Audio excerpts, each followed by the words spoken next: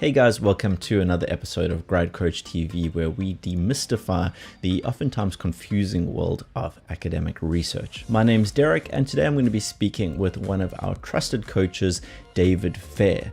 David's got a BSc, an MSc, and of course a PhD. Over the last 5 years, David's been involved in tutoring and lecturing students regarding all sorts of research-related matters, and he's also been directly involved in supervising research projects such as dissertations and theses. So, long story short, David really knows what he's talking about when it comes to all things research-related. In this video, we're going to be talking about 9 questions that you need to prepare for if you've got a dissertation or thesis defense, also called a viva, coming up. These are also pretty useful questions to consider if you're going to just be defending a research proposal, whether that's for a dissertation, a thesis, or any other sort of research project. This discussion is based on one of the many articles over on the Grad Coach blog. So if you are in the process of crafting a dissertation or thesis or undertaking academic research, be sure to check out the Grad Coach blog at www.gradcoach.com/blog. Also, if you're looking for a helping hand with your research, be sure to check out our one-on-one coaching service, where we walk you through the process of your research step by step. You can learn more about this and book a free consultation with one of our friendly coaches over at gradcoach.com.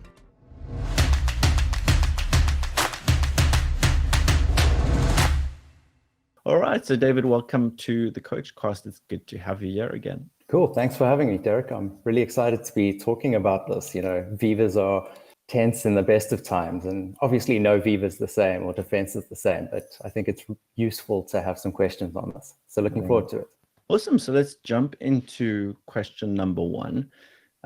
This is a fairly broad one and a sort of a kicker-offer type of question, and that is, what is your study about and why did you choose this research in particular? So, David, break that down for us. What are the markers or the committee members looking to hear from the student here? Yeah, so I mean, as you mentioned, this is pretty much a general starter question that you're going to get, if not this question exactly, something along this line. They're always going to start with something like this, and they aren't trying to catch you out here or anything. Really, they just want to get the key gist of what you're doing with your research or what you did. And so really they're looking for you to clearly articulate your research aims, your objectives, and research question. And one of the key points to keep in mind here is you really want to be concise. There's no need to ramble or to go into too much detail.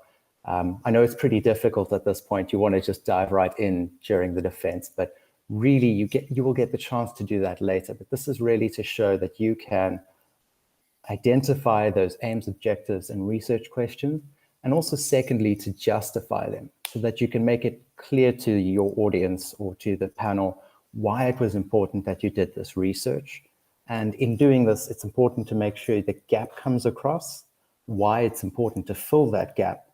And then it's okay to mention some of your personal motivations behind the research, but really the focus here should be on the academic reasons behind it, in terms of why you chose the study. And again, really, this is the starter, so don't stress too much about this question. It's really just to set the scene going forward. Yeah, I think to I guess just phrase it another way is that this question is really trying to dig into the what.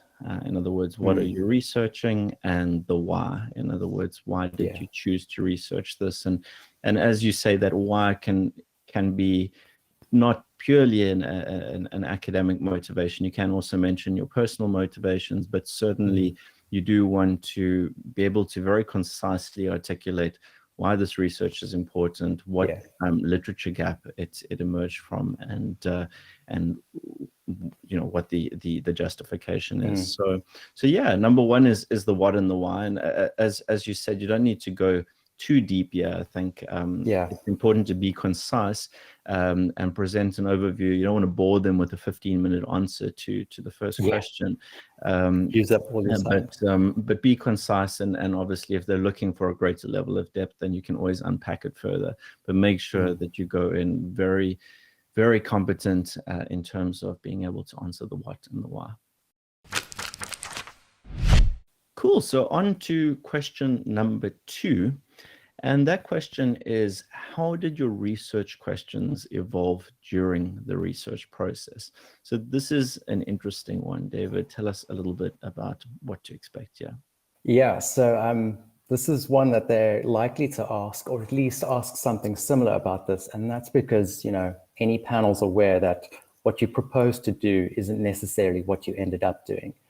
We all know research is a process and things change as you're doing that research. So they're really assessing here whether you are aware and critical about how your research unfolded. And so there's a few ways that might have changed. So one of them is the impact that your literature review chapter might have had on your research overall.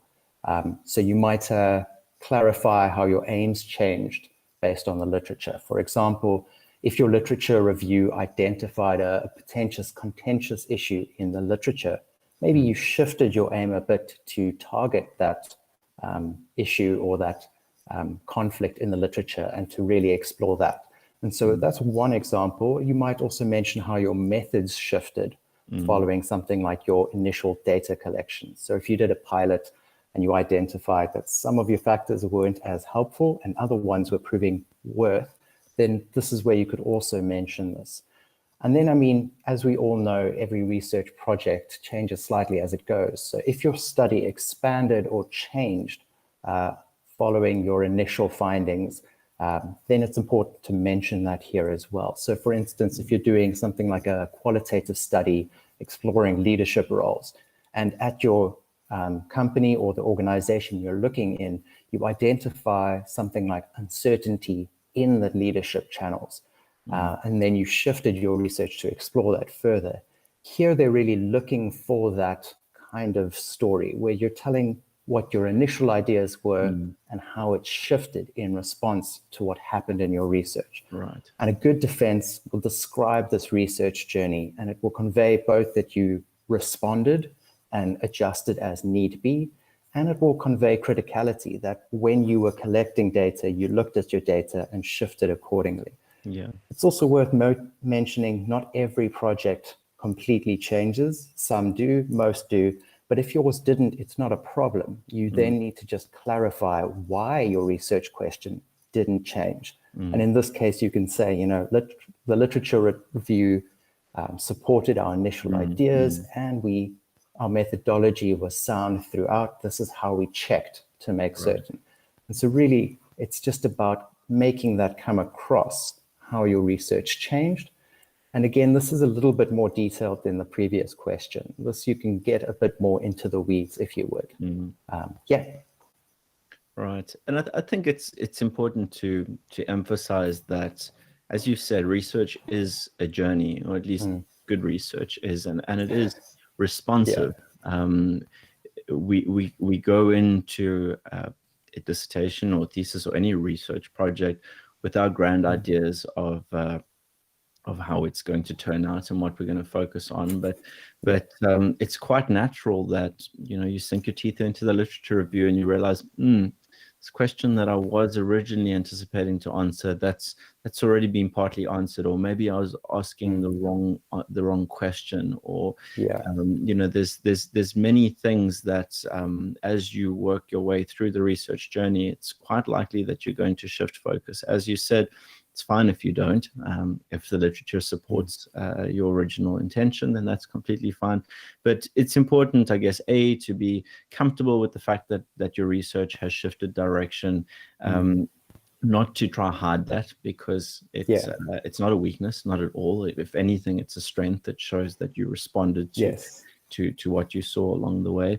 And it's also, I think, important to keep that in mind as you progress through your research, and to keep a journal, at least keep some notes about this path that you went down, because by the time you get to the end, you might forget that, actually originally I was going that way and then I went this way. So it's good to keep something of a personal journal, or at least just a set of notes sort of describing the changes that you made along the way, and that will it'll be good for this question, and also just be good for you as a researcher in sort of developing that reflective capability to look back and see how things shift and how they might impact future research.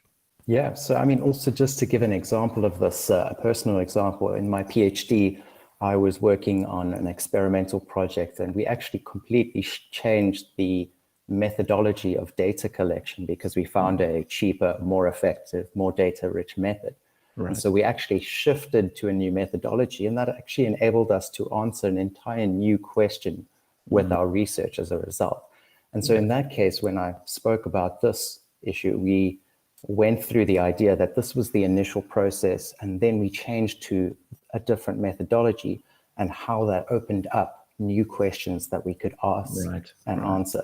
And so really it gives that benefit there. And as Derek said, you know, you've got to know what changed. Otherwise, you're not going to keep track. And as a experimental researcher, lab books are your friend. So keep that. And if not a lab book, at least a research journal. All right, so let's jump on to the next common question that comes up in defenses or viewers. And this question is, how did you design your study? How did you design your research and your methodology, and why did you take this approach? So unpack this one for us, David. Yeah, so this is going to be a classic question on your methods chapter, and you're going to get a related question. There's no getting around it. People want to know what you did, but more importantly, why. And I think this is something that we come up with a lot in all of these answers. It's what happened, what we found, what we set out to do, and why.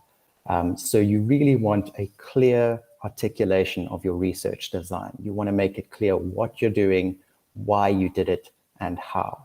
And this justification is really important. And from my experience, this is where a lot of people trip up. You know, they'll say, we did a survey design, and that's it.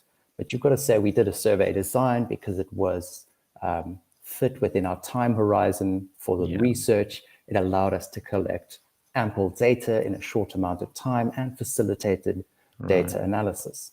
But you can even take justification further than that. Often enough, it's important to also contextualize your decisions based on the literature, so what's being done in the field, why it's important, but also the contextual reasons specific to your research.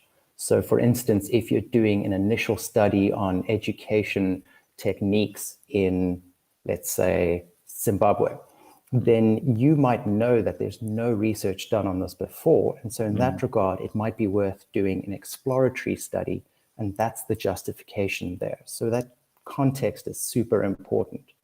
And then secondly, you really want to make sure you're linking back to your research questions, aims, and objectives. And this is to make sure that that line or golden thread through your study is coming up regularly, that it's clear how your aims were answered by your methodology and how you go on from there. And so that's a really important aspect to mention. And then lastly, consider mentioning any limits or practical constraints you came across. You know, the frequent ones is time, money, participants, and materials, right? Those are always what limits. Studies aren't always funded by massive grants. And so as a result, there are some constraints that will limit what you can do with your research. And if you're critical about that, that helps as well in terms of the Viva. You're not going to get that awkward question of, but why didn't you just sequence the entire genome? Well, we couldn't afford to. Yeah, I think just to emphasize and reiterate what you said, what's really important in terms of any discussion around the research design is being able to stand there and very clearly articulate exactly what you did and why you did it that way. If you're at all unclear about exactly what choice you made at every level and why those choices were made, that's where the examiners are going to catch you out, and they are looking to see that you really know your stuff inside out and that you're confident about it and that you can back up every choice you made. And that's not to say that you needed to have the best possible research design. That's seldom going to be viable. You're not going to be able to pull off everything in the best possible way. So it's not to say that you can't have limitations and you can't have practical constraints playing into your decision making around your research design, but you need to be able to back everything up and be strong on the what and the why. And when we see this even outside the domain of vivas and defenses, we see this very often in proposals. Is that tends to be a weak point, is that students aren't very specific about what they're doing or what they're going to do. So make sure that you really understand this part inside out, even if it's a matter of doing it after the fact. Go and look at every design choice that you made, and go and look up the theory around those design choices, understand the strengths and weaknesses, and have a clear narrative as to why you made the choices you did. Yeah, I mean, so following on from that, I know the classic one that often enough gets brought up or gets questioned is in quantitative studies, it's the what statistics did you do and why? And in qualitative studies, it's how did you analyze this? How did you develop your codes or your themes? And so really having an idea about that process and understanding it, not just applying it, is really important in the defense. Maybe you're not going to get into it, but rather have that understanding and not need it than get asked a question that's too deep and then you're getting stuck there. So definitely, I think it's important to justify those decisions you're making throughout. Right. So on to the next question, which is linked to the previous one around research design. The next question that comes up fairly commonly is, what were the main shortcomings and limitations created by your research design? So David, unpack this one for us. Yeah, and so we've touched on this, as Derek said a little bit before, but no research is perfect and no one's expecting perfect research. Even the best papers, the top cited papers in your field, have issues or limitations to those studies. And so really, the question here is not saying what's wrong with your study. It's, are you critically able to assess what those shortcomings or limitations are? And so it's testing whether you can point out strengths of the method, but also the weaknesses of the method. And frequently this will come up with things like biases or a lack of data, or even just the theoretical issues or limitations of the methodology. So for instance, taking a quantitative approach will always give you data that is more broad, and taking a qualitative approach gives you depth. And so you really want to be talking about those shortcomings and limitations, and then to take it a step further, and this is really where your panel will be happy, is how you mitigated these limits or accounted for them in your study, or if you couldn't, how would you do it in the future? And it's really about showing that criticality, that idea that you are aware of your research and how it fits into the broader field, what you might want to do differently, and how you account for those potential weaknesses. Yeah, I think it's also worth saying that you don't need to fear your weaknesses, or rather the weaknesses of your research design. What you need to do is know them inside out. I think a misconception that many students have is that research can't have weaknesses, or it shouldn't have weaknesses, and if there are weaknesses, you certainly don't want to highlight them. And that's couldn't be further from the truth. Good research and a good defense is going to be one where you can say, these are the weaknesses that we had. These are, these weaknesses are a result of the choices we made, but given the options that we had in those choices, this was the best situation that we could get away with in terms of practical constraints and viability and so forth. So really, you shouldn't be sticking your head in the sand when it comes to the weaknesses around your research. Understand what they are, and as you said, David, it can be a mixture of just the limitations that you had as a researcher in your specific case, and then also every analysis method, every data collection method, every methodology has inherent weaknesses. So this is also a question that touches on your sort of theoretical knowledge of the methodology and of research design. So you again even if it's after the fact, you want to go look at every design choice that you made, go back to the textbooks, have a look at, okay, what are the strengths and the weaknesses of this approach, and have a very, very clear idea of exactly where all the weaknesses lie. And as I said, that's not something to run away from. You need to be very clear about that, and that feeds into your recommendations for further research and so forth, which we'll probably talk about later. So be upfront about it. Know your weaknesses, and don't shy away from them. This is one of the few environments where you should talk boldly about the weaknesses of the project. Yeah. And just to give a bit of an example on that, I knew a student who their project, none of the tests that they implemented came back with significant results. There were issues throughout the entire project. And I mean, they were stressing about all of these issues and really got into the weeds with it. And when it came to the defense and the final project, they actually ended up getting a really great mark. They got a distinction because they showed that they were critical and engaged with their literature. They knew what the limitations were and had thought about how they could change it differently. And so again, really not something to shy away from, but really to take a deep grab on it and ride that wave. Because again, no research is perfect. Yeah. All right, so let's jump into question number 5, and that is a question that's moving on to the findings side of the research process. And this question is, how did your findings relate to the existing literature, the existing research? Yeah, so this one's definitely reaching into sort of your discussion section of your research.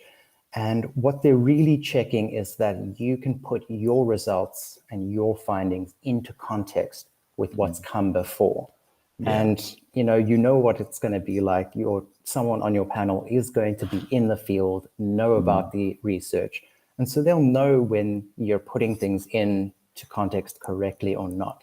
Right. And here, what you want to be really looking for is where your findings are in line with the research that exists, and also where your findings are not in line with the research that's been done before. And at both of those points, you also need to then explore why this may have happened. So it's not just about saying, how do your findings relate, but then showing that next level of thinking and criticality where you can say, listen, we found a finding that is completely opposite to the literature. Literature said there should be a positive relationship, and we're finding a negative relationship here. And so then you want to explore why that might be the case. And importantly here, you've got to bring in your research context specifically. So maybe it's something about your population that you sampled. Maybe it's something about the specific context or historical background in your environment. And those are aspects that you really want to be digging into.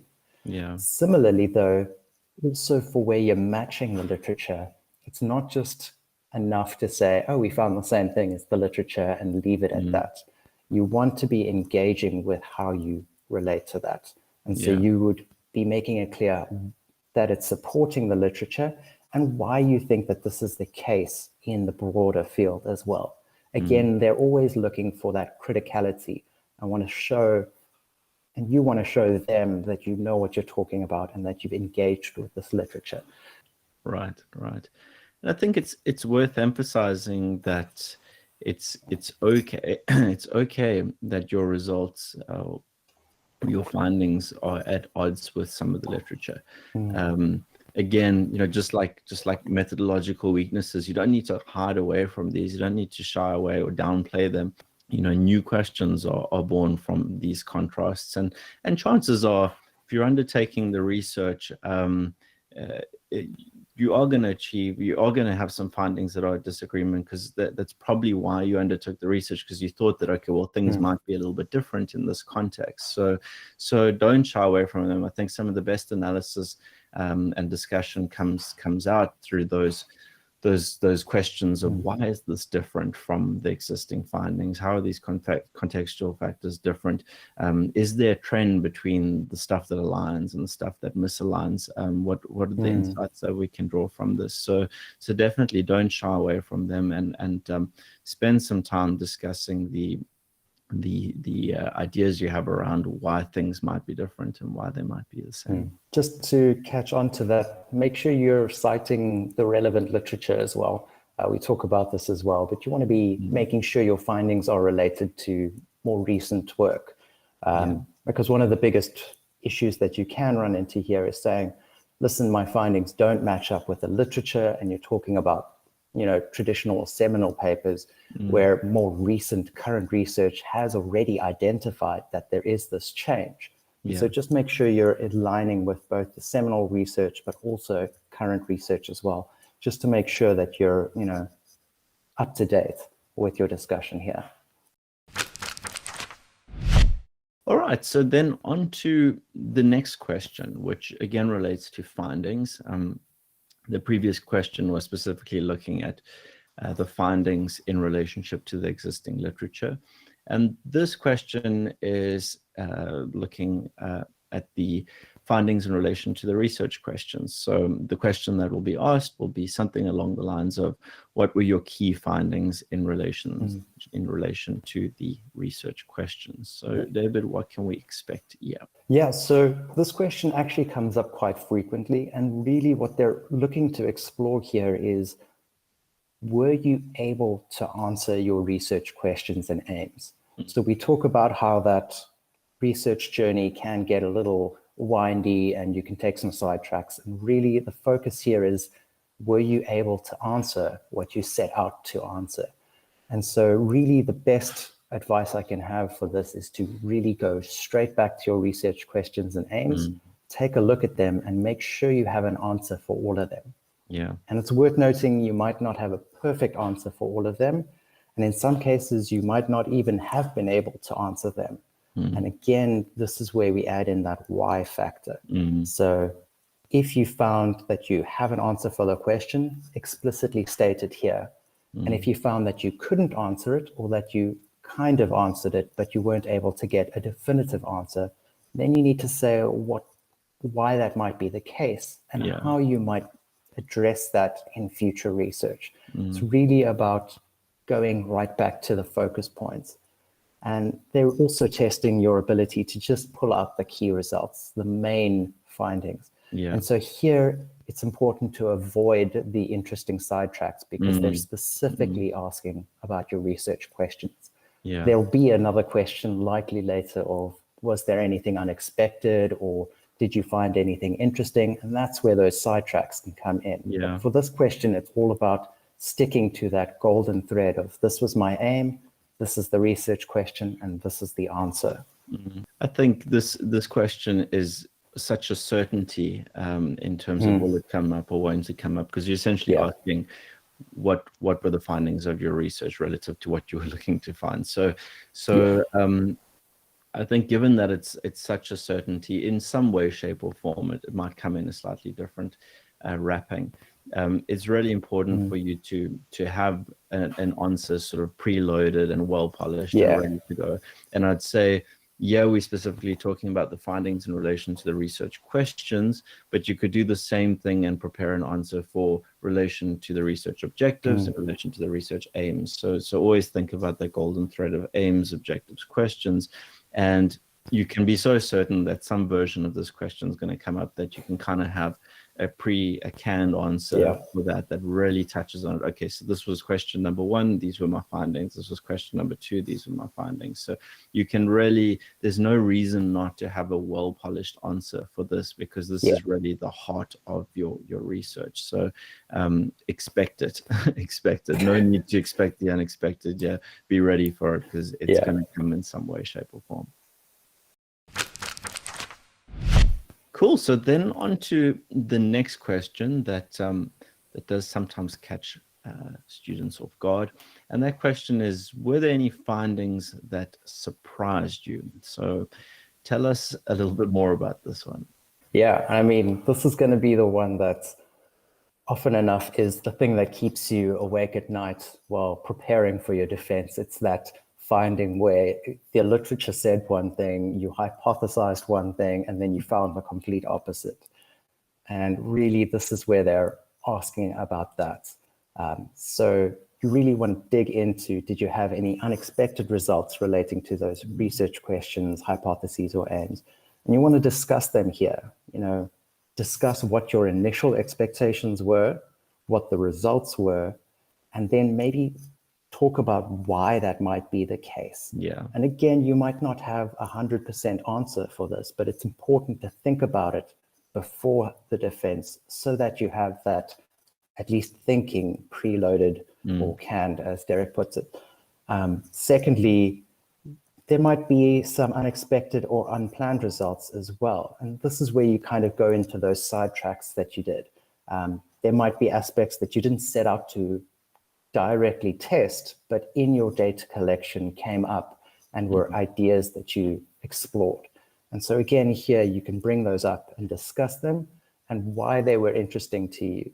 And then it's really important to mention there are cases where research doesn't generate unexpected results. So you set out your aims, your hypotheses, you meet those aims and hypotheses, and that's okay. But it's still important for you to keep an eye out for this because you really want to show that you have the ability to respond to the unexpected result and dig into that as well.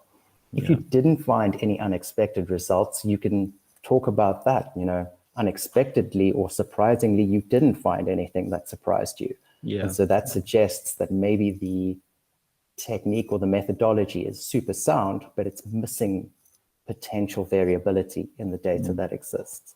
Right. And so really, this is all about exploring the interesting things. And for me, this is the fun part of the defense, because this is what gets me excited and interested, because these are the sidetracks I took in my research. So definitely something to be diving into. And again, you want to be covering the classic what and why, which is helpful. And if you can, relate that to the literature as well. If you can find some support from the literature, you can, rattle off that reference, Johnson 2017 found this. And if we take their argument and apply it to our context, it might explain this unexpected result. I guess another thing that you could incorporate here, so we're specifically talking about unexpected results relative to your research objectives and questions and so forth. You might also mention some interesting bits of data that popped up and that potentially creates an opportunity for further research. So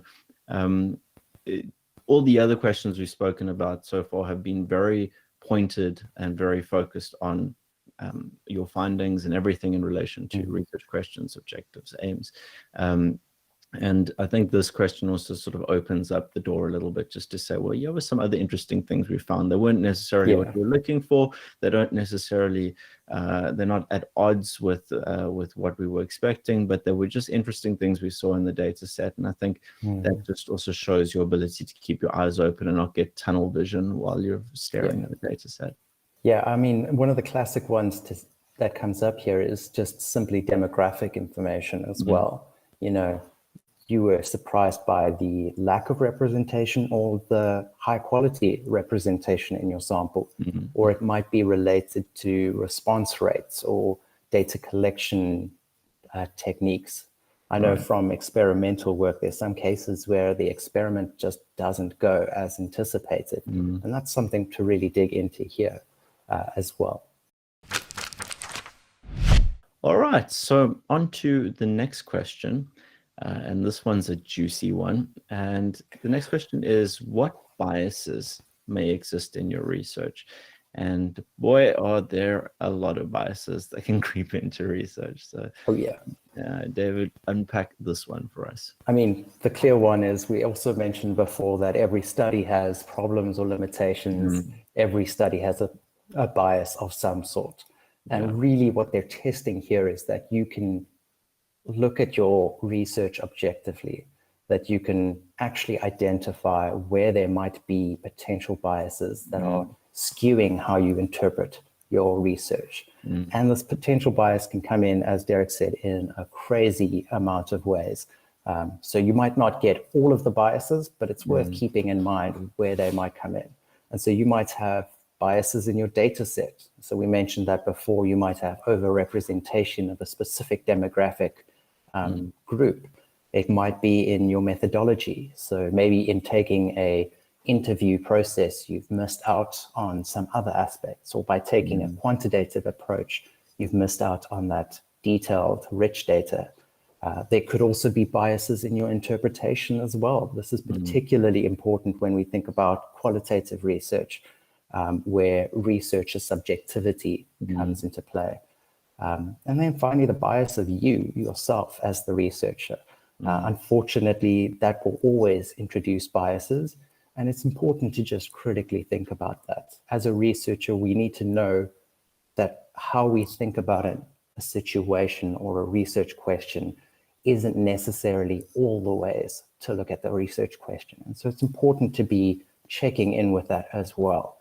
And as I said, this list is by no means, all of them. What you can do is specifically, drop a Google, go look for biases or frequent sources of bias and read up a bit on them.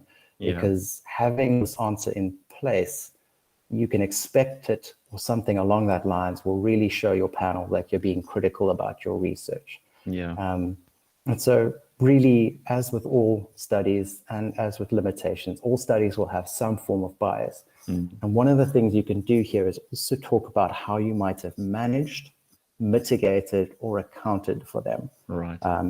So you want to say, if you had a bias that you were aware of, that you did some methodology or some assessment of your interpretation to make sure that bias was avoided, or you might not have.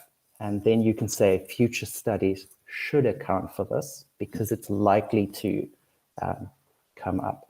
And so you really just want to be engaging with these biases. Again, it's not a problem that there are biases, but it's important to critically engage them. Absolutely. And I think this is one that you can prepare for quite thoroughly. As you said, David, you can just a quick Google you could Google research biases, you could Google cognitive biases. You can go find a list of biases and the descriptions very, very easily. And a good exercise in preparation of your defense, your Viva, is to go and find as many of these damn biases as you can find. Make sure you understand them, and then think, okay, how could this creep into my research? And make a note about that. And then, as you said, also think about, okay, how can I mitigate this? How should I mitigate it? What can we do in response to this? What opportunity does this create for future research? So this is something that you can thoroughly prepare for, and you can kind of just bake this into your head that, okay, well, these are the major bias threats, and make sure you understand them. Make sure you understand what each of these biases mean, because you might get a nasty examiner that's very specific and asks you, well, how did you mitigate for bias X? And if you don't know what that bias is, you're not going to look very good on the stand. So to be ready for them, all of the stuff is freely available. If I can, I'll have a look for some resources and include them in a link below this video. Yeah, one of the things as well, just to mention with this, and it's the same idea with your limitations as well, one of the things to keep an eye out for is that you're not going too far into the tearing your own study down, which is something that we've seen, people are just absolutely picking apart their own research. And so the important thing here is we're not tearing down our research, we're critically assessing our research. And that can be a difficult balance to manage, but it's important that you still consider the strengths of your research as well. You're not just a bunch of biases and limitations, you're also effective methodologies. All right, so on to the next question, which is a practical one. And the question is, how can your findings be put into practice?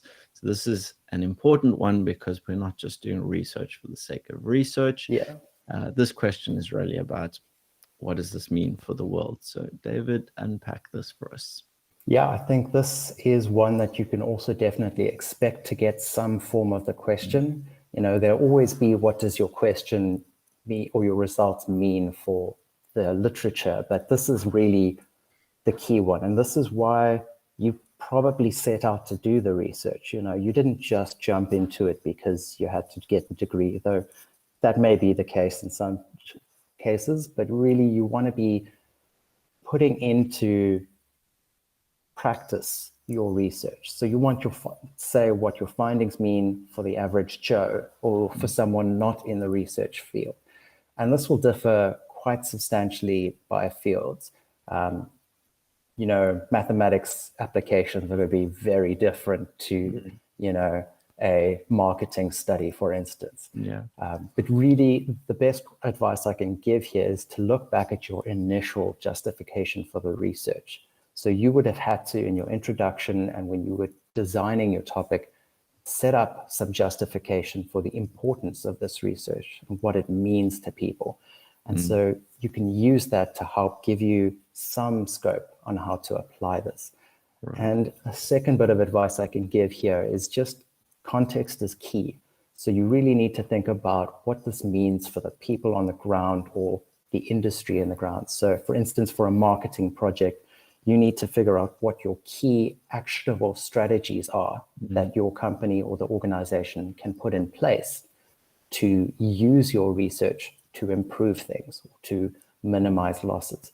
Or for an intervention project, what specific changes need to be made as a result of your research to improve, health benefits from a specific intervention. Yeah. And then lastly, for something like maybe it's a zoological study, what changes should be made for the protocols or the policies that are currently in place. And it's really about taking it out of the ivory tower and putting it into practice. The second one, or the third thing to keep in mind here, is to be realistic with these as well. Don't go too out there and say, we need to absolutely change the way the entire market is run. That's not going to work. But so realistic, but also achievable, practical results are important here. And as I said before, this is definitely going to come up. And it is something that also as a researcher, we should always be keeping in mind. Research isn't just research for the sake of researching. It's to solve problems and learn more or understand more about the world we live in and hopefully make a difference, right? Yeah, so I think naturally a related question to this is how, and we're not going to cover it in this chat because it's expanded on the Grad Coach blog, and I'll link to that below. But the other version of this question is how your research findings impact the academic world, how they impact the field of research. So it's very useful when you're thinking about, okay, what does this mean? What does my research mean? What did the findings mean? It's really important to split that into two boxes. And the specific question, we're looking at practical application. We're looking at, okay, what does this mean in terms of action points for people that it affects? And equally, you need to give some thought to the academic side and how does this knowledge that you've created sort of move the field forward. But for that, you can dig into the Grad Coach blog where we expand beyond the points that we'll speak about in this video. All right, so let's get on to the final question. And this is an interesting one that sometimes catches students a little bit off guard. And this question is, if you could redo your research from scratch, how would you alter your approach? Yeah, so I mean, I will say this is often the last question, and it was one that I received for sure.